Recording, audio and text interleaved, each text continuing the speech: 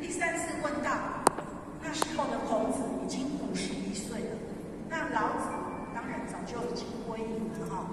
但是那时候的孔子也是对道还是不飒飒，他就想说，到底什么是天道？所以他还是去求教古君的老子说，何为天道？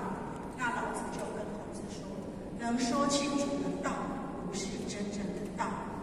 就像或许今天来这里，虽然好像说是讲道，其实道是没有办法用语言来说，但是我们不得不说，是因为我们要从文字般若来进入实相般若，没有透过文字般若，就像我们倩倩今天也有来，她好像是上个礼拜还是上上礼拜遇到后学的时候，跟后学讲说，你看道德经看不啦，今天有来，确实。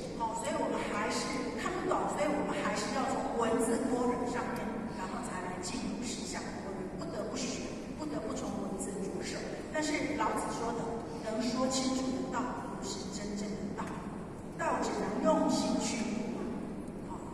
所以生死啊、祸福啊、荣辱啊，其实没有什么区别啊，所有的东西都不分高低贵贱。那孔子说，可是万事万物都不一样啊，各有各的特性，各有各的形态啊，那怎么能看作是一样的东西呢？这个又是老子的回答。老子说，道看不见也摸不到，所以道生一，一生二，二生三，三生万物啊。所以道是无与有的统一，是世间万物的源头。放下我执，放下偏见，以平常心面对无常的事。所以从这一章，我们可以看到老子三观。三观是指哪三观？各位倩倩。就世界观哦，人生观、价值观。好，那各位倩倩，你们的价值观是什么？没有说宇宙观。人生观是什么？人生观、世界观是什么？因为时间关系，后学没有办法听你们的三观。